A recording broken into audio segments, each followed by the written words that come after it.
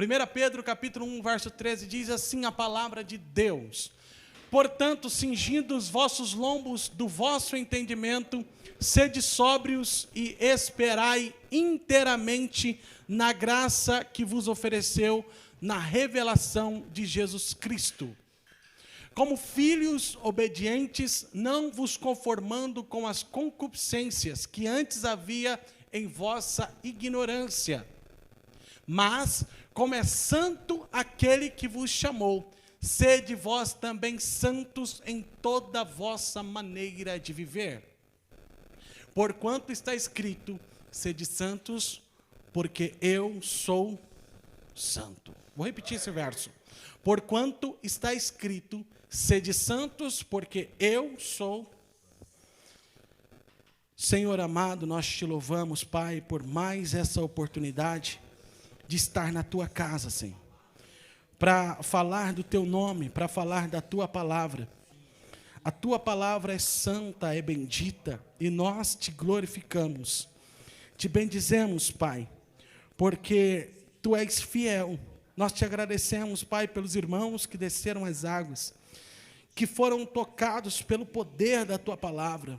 Obrigado porque o Senhor se revelou a eles, e eu te peço, Pai, em nome de Jesus, que nós possamos ministrar nessa noite aquilo que tu tens ministrado ao nosso coração, no nome de Jesus. Amém e graças a Deus. Amém? Essa semana o mundo parou com uma notícia.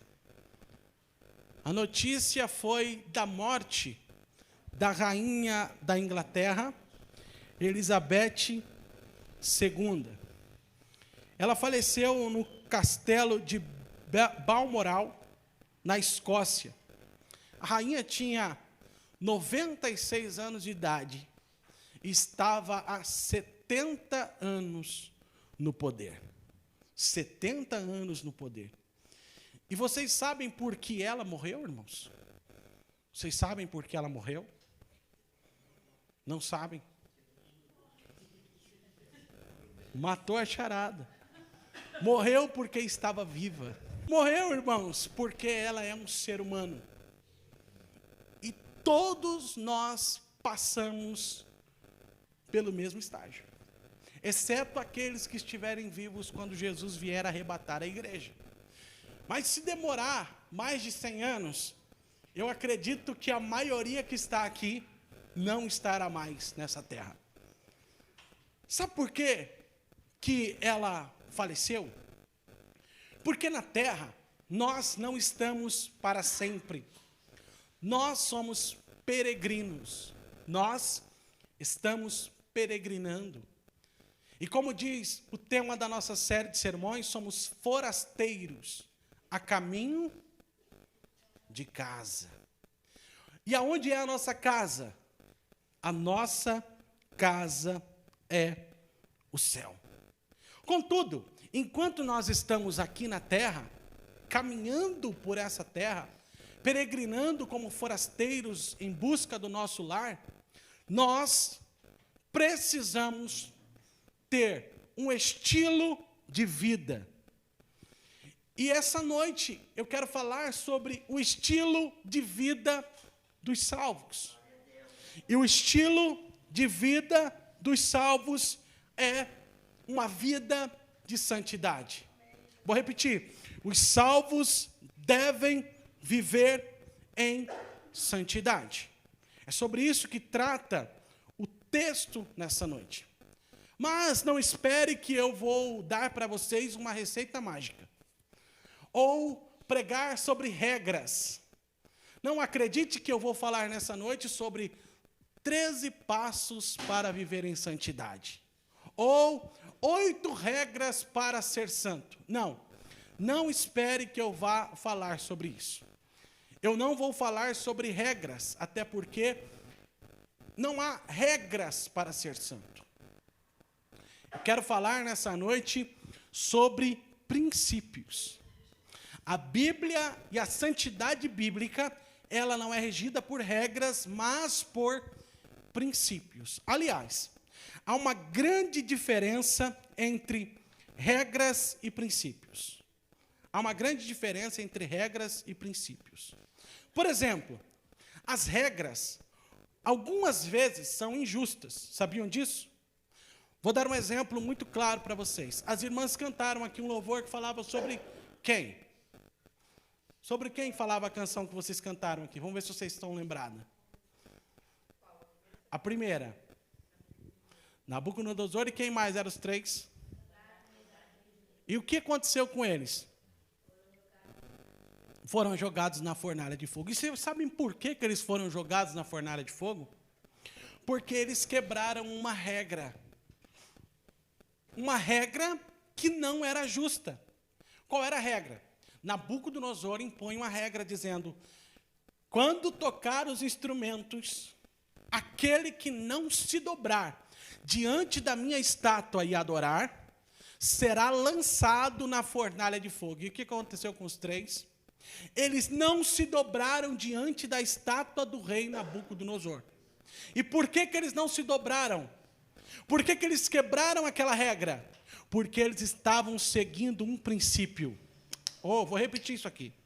Por que eles não se dobraram diante da estátua de Nabucodonosor? Porque eles não estavam seguindo uma regra injusta, mas um princípio que somente a Deus nós devemos nos dobrar e adorar. Então, muitas vezes as regras são injustas. Por exemplo, quando Daniel ele estava ali no reinado do rei também, o que acontece com ele? Disseram assim: olha, tem um edito real agora, que aquele que se dobrar para orar será lançado na cova dos leões. Só que Daniel tinha princípios. 3 vezes ao dia ele se dobrava seus joelhos, abria a janela e orava ao Deus de Israel. Ele tinha princípio, mas a regra era: não pode mais adorar e orar a outro Deus a não ser o nosso. Daniel quebra a regra, mas segue o princípio de adorar a Deus. Sabe o que aconteceu com ele? Foi lançado na cova dos leões. Mas mesmo na cova dos leões, o Senhor lhe protegeu. Por quê? Porque o cristão precisa ser regido por princípio. Quando nós caminhamos o tempo bíblico e chegamos aqui na primeira carta do apóstolo Pedro, já narrei para vocês diversas vezes o que eles faziam com os cristãos. E os cristãos eram perseguidos simplesmente pelo fato de serem cristãos. Mas quando eles não deixavam de ser cristãos, muitas vezes eles estavam quebrando regras do imperador, mas seguindo princípios de Deus. Muitas vezes, quando nós seguimos princípios, nós desagradamos, mas vivemos de acordo com a santidade bíblica. Dessa forma, hoje eu quero falar apenas de 3 princípios. 3 princípios. Levanta assim os seus dedinhos para cima, assim, a sua mão assim. Assim. Só, pastor, tem poder se eu fazer isso? Não tem poder nenhum, irmãos. Não tem mágica nenhuma, mas você levanta assim, só para você decorar. Faz assim, 1, 2, 3. São 3 princípios. Você vai lembrar disso aí na sua casa. São 3 princípios para viver uma vida de santidade. Pois bem, nós vamos falar hoje sobre temperança, inconformismo e imitação. Temperança, inconformismo e imitação. Ok? Amém, meus irmãos? O primeiro princípio é temperança. Por favor, versículo 13 na tela. Olha o que diz: portanto, cingindo os lombos do vosso entendimento, sede sóbrios e esperai inteiramente na graça que se vos ofereceu na revelação de Jesus Cristo. Esse versículo ele está falando de autocontrole ou temperança. O autocontrole está baseado na capacidade que o homem tem de dominar os seus instintos. Desde o Éden, que Deus orienta que o ser humano domine os seus instintos. Por quê? Porque os nossos instintos são terríveis. terríveis. Outro dia eu brincava com os irmãos ali na porta, que a Bíblia diz assim: fugir da aparência do mal. E por que a gente tem que fugir da aparência do mal? Porque você acha que a aparência do mal é feia. Mas muitas vezes a aparência do mal é bonita. E aí você tem que fugir dela. Porque mesmo parecendo bonita, ela te leva à morte. Olha o que diz lá em Gênesis, capítulo 4, verso 7. Olha isso aqui. Por que o homem deve ter autocontrole? Gênesis capítulo 4, verso 7.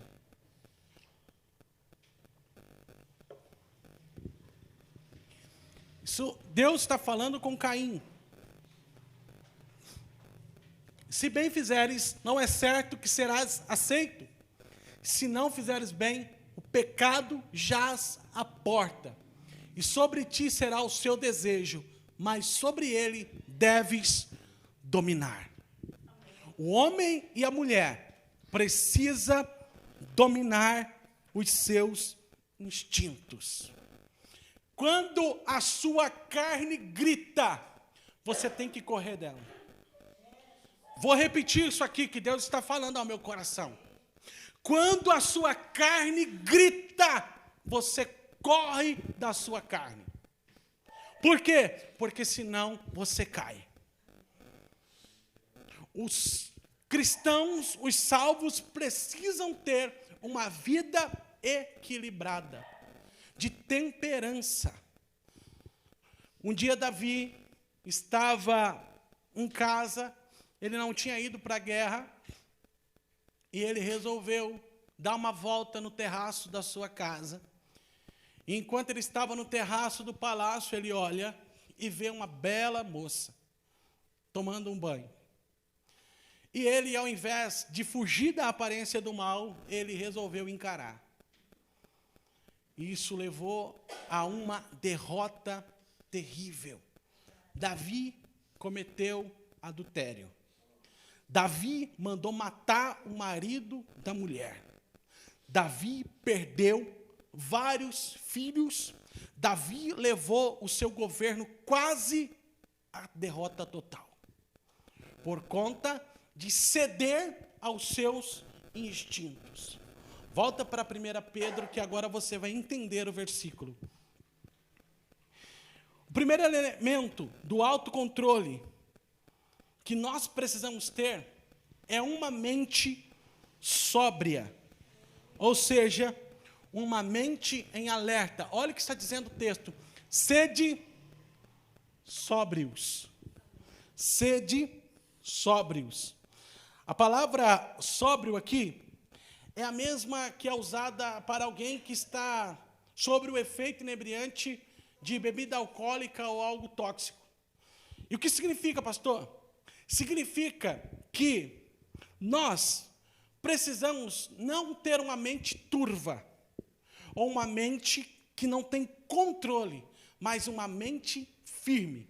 Quando Pedro está falando desse texto, ele não está falando de forma alguma sobre bebida alcoólica, nada disso.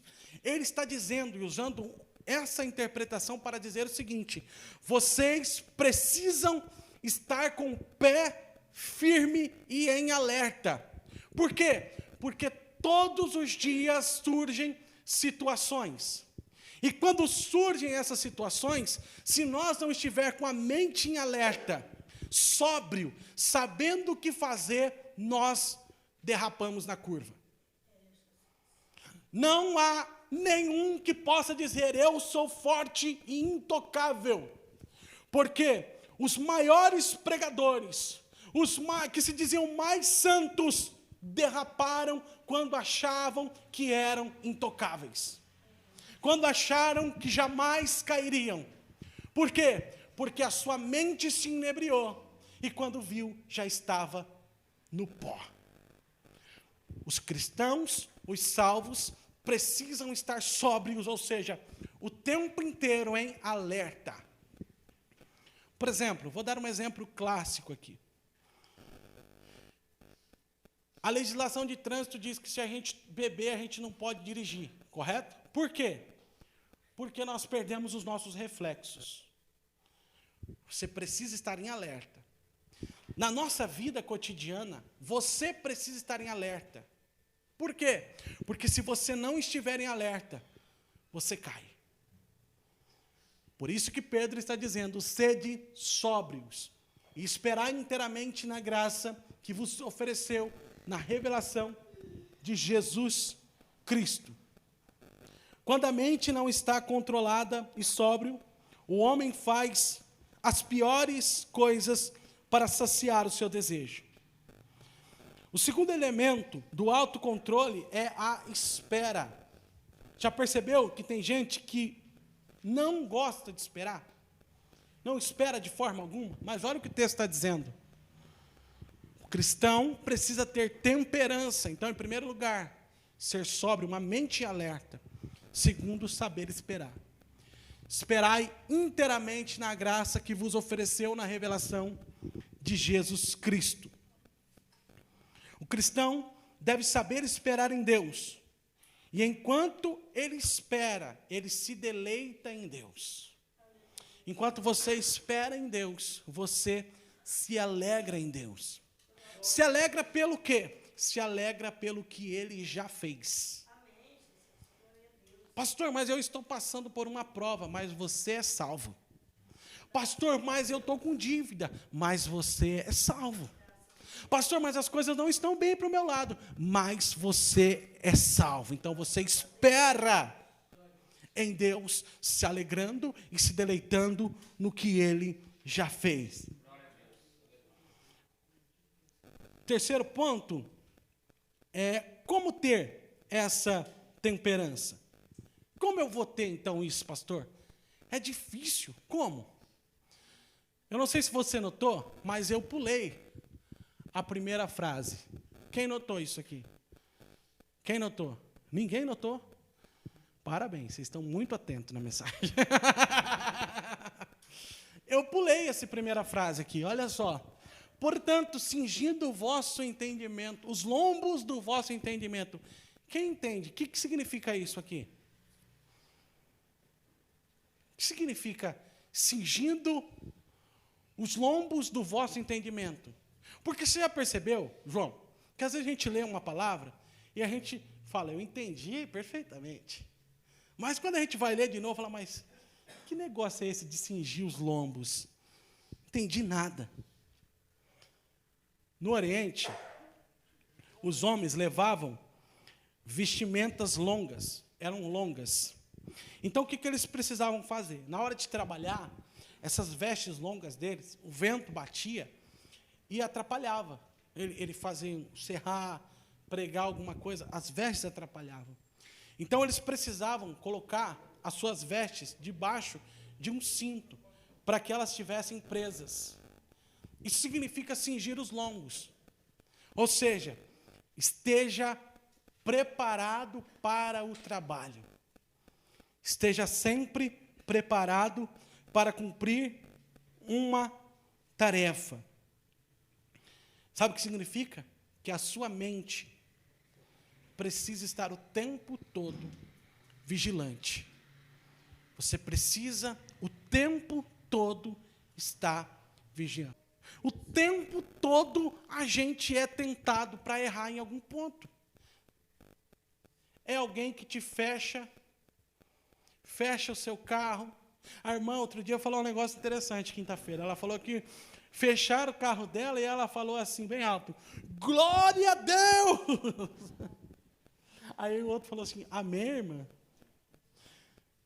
Mas e se ela não tivesse com a mente em alerta? Ela ia gritar, talvez, de xingar o rapaz.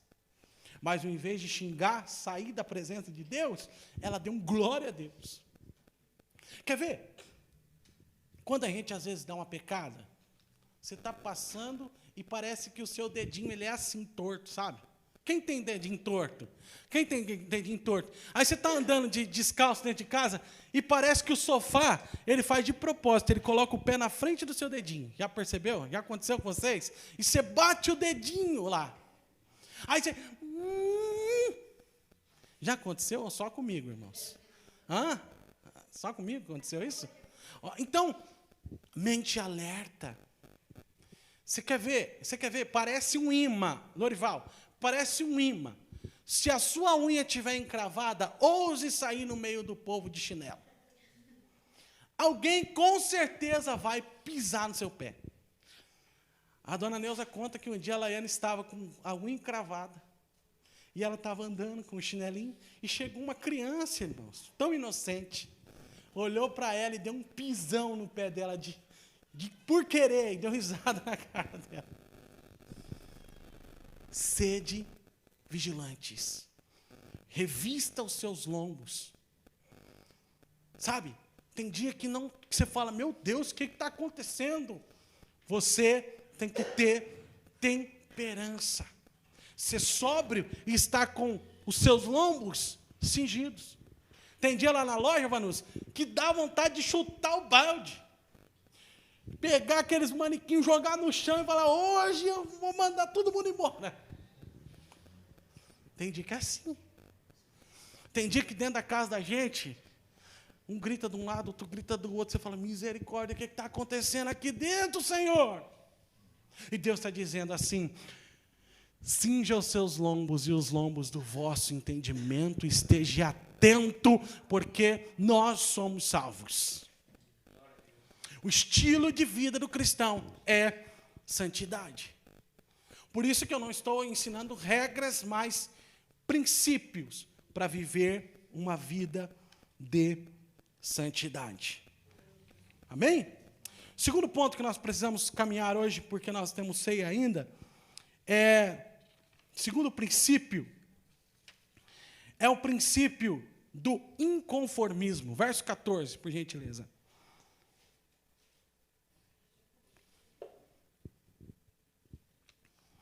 Como filhos obedientes, não vos conformando com as concupiscências que antes havia em vossa ignorância.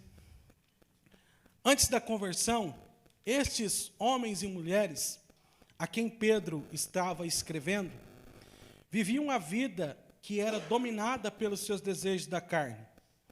E Pedro estava orientando que o que lhes fazia escravos não mais poderia fazer, porque agora eles não eram mais criaturas, mas se tornaram filhos obedientes. Olha isso aqui. Nós não podemos nos conformar com a velha mentalidade de escravo. Vou repetir. Você e eu, salvos em Cristo Jesus, que nós já vimos que nos tornamos filhos, não podemos, de maneira alguma, nos conformar com a velha mente de escravo. Mas agora, como filhos obedientes, não vos conformando com as concupiscências que antes havia em vossa ignorância. Antes de você ser salvo, o que é que te escravizava? O que te prendia? Você não pode se conformar com isso. Se aquilo te prendia, você era escravo daquilo. Por isso que quando você se torna filho de Deus, você deve abandonar. Você deve deixar e viver agora como alguém livre. O apóstolo Paulo diz assim: todas as coisas me são lícitas, mas nem todas me convêm. O que te aprisiona? Talvez o que te aprisiona não me aprisiona. O que aprisiona a mim não aprisiona você. Todos nós temos as nossas batalhas. Todos nós temos as nossas guerras. E nós não podemos nos conformar com aquilo que nos domina, com aquilo que nos escraviza. Por quê? Porque nós fomos salvos, fomos libertos da escravidão do pecado e agora vivemos uma vida de santidade diante do Deus que fez todas as coisas. Temos agora a mente de Cristo.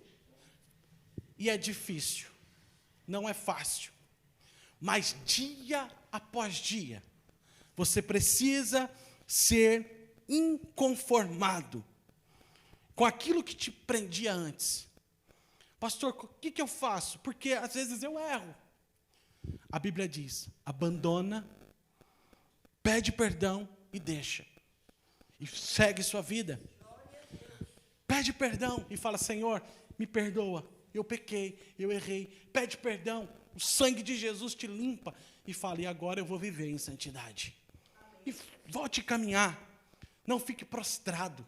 Se inconforme com aquela situação que o diabo sempre olha para você, joga na sua cara e fala, você não vale nada.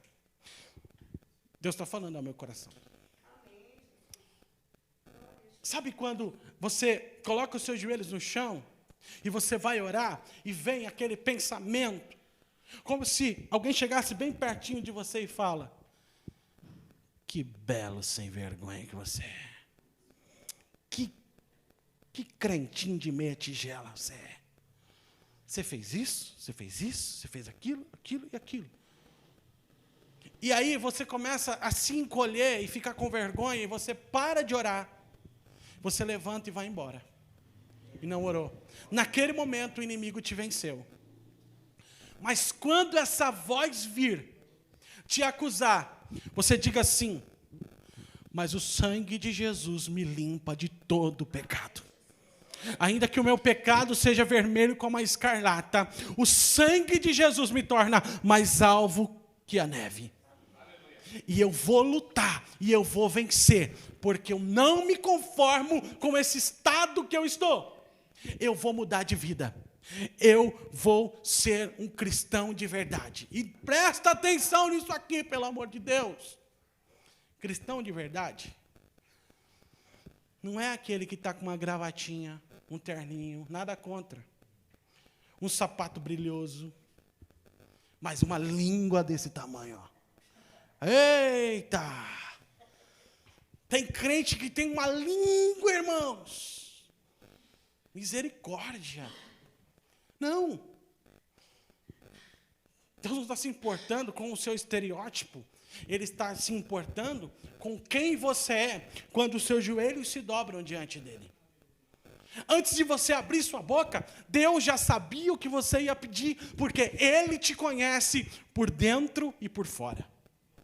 As pessoas conhecem o que você deixa que elas conheçam, mas Deus conhece aquilo que você esconde de todos. Ai, eu vou repetir isso aqui. As pessoas veem aquilo que você deixa que elas vejam, mas Deus vê aquilo que você não consegue esconder dele. Você esconde das pessoas, mas de Deus jamais. E Deus está dizendo, é isso que você precisa mudar. Tenha uma mente inconformada. Por quê? Porque agora você não é mais escravo. O pecado que te escravizava, ele perdeu o domínio sobre você. Sabe o pecado que pisava na sua garganta e dizia, eu sou o seu dono, você faz o que eu mando você fazer. Quando você se torna filho de Deus, ele não tem mais poder sobre a sua vida. Você pode se levantar e dizer, você não é meu dono mais, diabo, pecado, você não manda mais na minha vida, porque agora eu me tornei filho de Deus. Eu me tornei filho de Deus e eu vou vencer, porque eu fui lavado pelo sangue de Jesus. Você pode vencer. Você foi feito para vencer. Jesus te transformou em filho de Deus, amado de Deus. Então não tenha uma mente conformada com o pecado. Último ponto, e para a gente encerrar. O terceiro princípio. Então, o primeiro princípio, temperança. Segundo princípio, inconformismo. E o terceiro princípio, imitação. Verso 15 e o verso 16. Repita comigo assim, princípio da imitação. Mas, como é santo aquele que vos chamou, sede vós também santos em toda a vossa maneira de viver. Porquanto está escrito, sede santos, porque eu sou santo. Como atender esse chamado de ser santo como ele é santo? É simples. Nós precisamos imitar Cristo. Pastor, mas eu não consigo. Mas você precisa imitar ele. Há um livro, não me lembro o autor, mas chama Nos Passos de Jesus, o que você faria? É esse o nome? Não me lembro, sei. Mas o autor passa o livro todo falando sobre a imitação de Cristo. A Bíblia está dizendo, como é santo aquele que vos chamou, sede santos. Ser santo em toda a nossa maneira de viver. É ser santo lá no meu trabalho. Ou vocês acham que Jesus, quando ele estava lá na carpintaria de José, serrando uma madeira, pregando um prego, ele nunca bateu um martelo no dedo?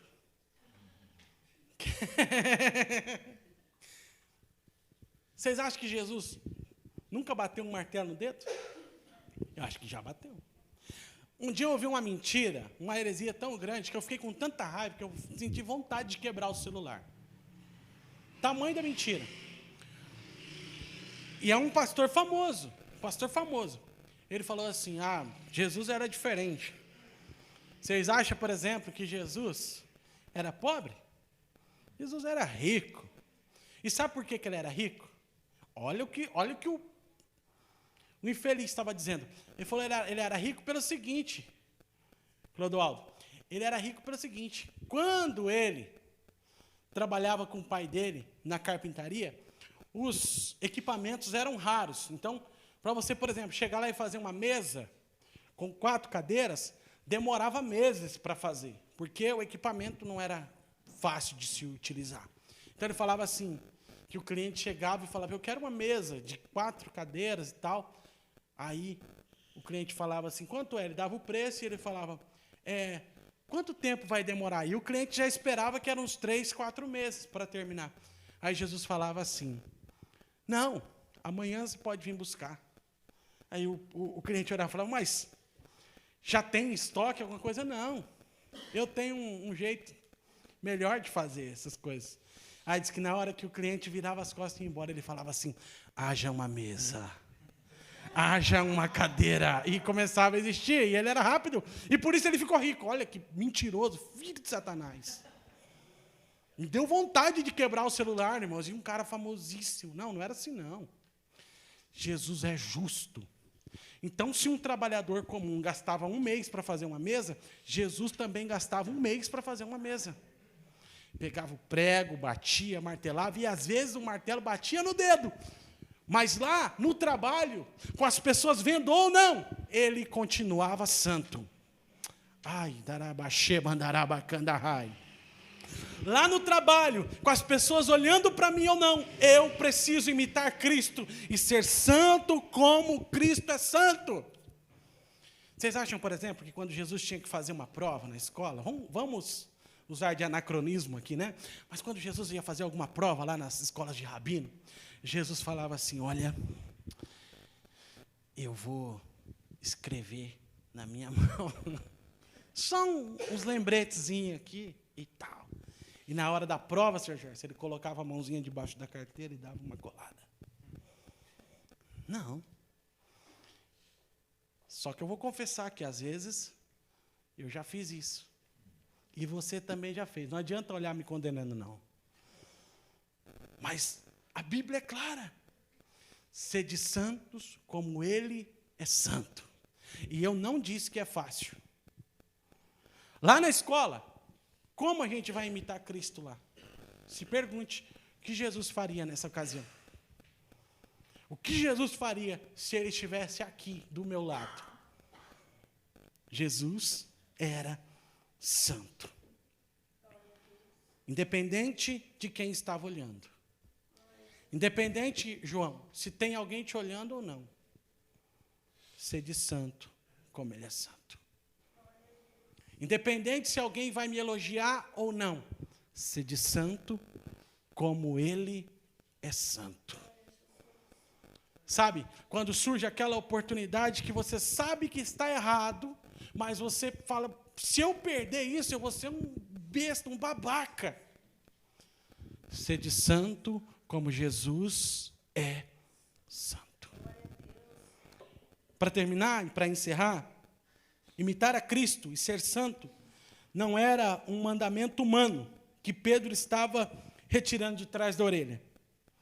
Pedro usa da palavra de Deus, e ele recita nesse texto algo que ele já havia lido nas Escrituras, desde o Antigo Testamento. Abra para mim, por gentileza, em Levítico, capítulo 11, versos 44 e 45. Pedro, para dar autoridade para essa palavra que ele está dizendo, ele vai citar o Antigo Testamento. Estava na Escritura. Tudo que ele estava dizendo estava na Escritura. Levítico, capítulo 11, verso 44 e 45. Olha isso. Levítico 11, 44. Porque eu sou o Senhor vosso Deus, portanto vos santificareis e sereis santos, porque eu sou santo. E não vos contaminareis com nenhum réptil que arrasta sobre a terra. Verso 45. Porque eu sou o Senhor que vos fiz subir da terra do Egito, para que eu seja vosso Deus, e para que sejais santos, porque eu sou. Coloca para nós, por gentileza, o capítulo 19, verso 2. Pedro está usando de um texto que ele já havia estudado. Santidade não é coisa da cabeça do pregador. Santidade é a Bíblia nos ensinando. Fala a toda a congregação dos filhos de Israel e diz-lhes: santos sereis, porque eu, o Senhor vosso Deus, sou santo. Aleluia, eu vou repetir. Fala a toda a congregação dos filhos de Israel e diz-lhes: santos sereis, porque eu, o Senhor vosso Deus, sou santo. Levítico capítulo 20, verso 7. Olha só, Pedro está usando o que já tinha sido escrito na palavra para ensinar os irmãos, dizendo: o estilo de vida do cristão deve ser um estilo de vida em santidade. Portanto, santificai-vos e sede santos, pois eu sou o Senhor, o vosso Deus. Vou repetir. Portanto, santificai-vos e sede santos, pois eu sou o Senhor, vosso Deus. Amém? Fique de pé comigo.